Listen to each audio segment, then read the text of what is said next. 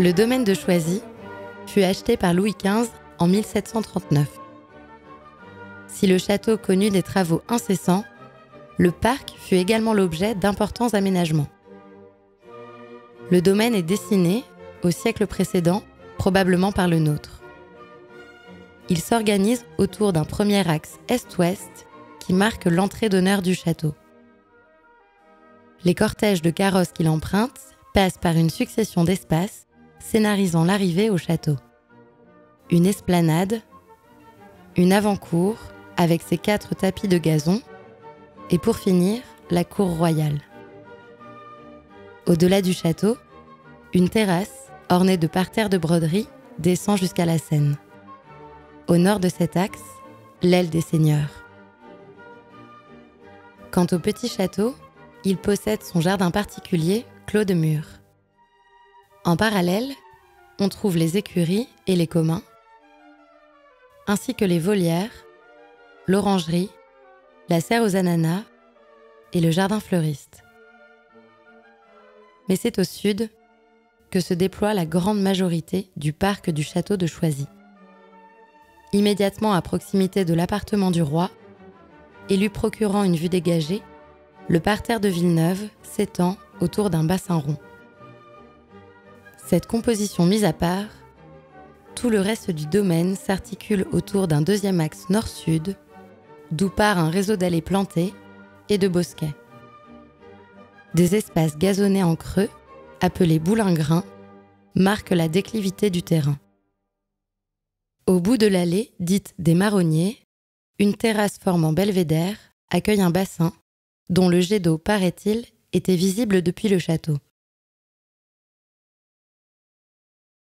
En contrebas, le long de la Seine, de part et d'autre de la terrasse du château, des bosquets ménagent en leur centre des salles de verdure.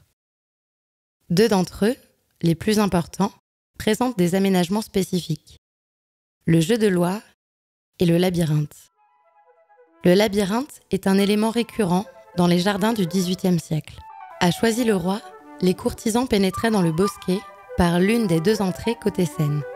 Selon leur choix, ils s'engageaient alors dans un parcours ponctué de salles de verdure ou dans une grande spirale.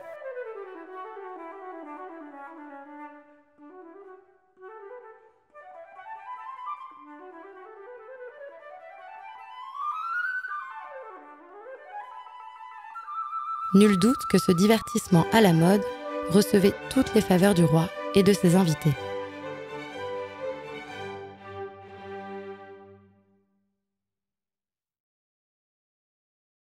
Le parc du château propose également aux promeneurs l'adaptation à grande échelle du célèbre jeu de loi.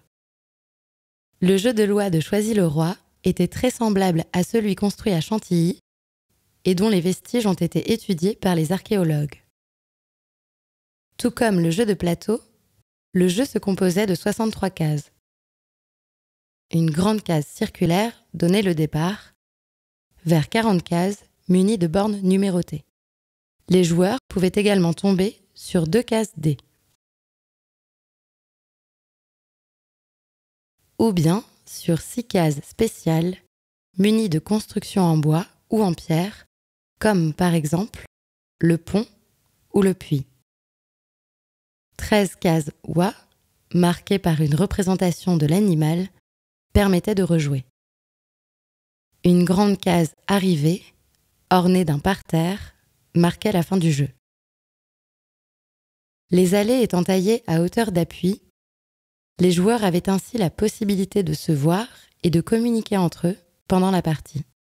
Il est probable qu'une sorte d'arbitre devait suivre l'ordre des coups et le déplacement des joueurs, dispersés sur le parcours.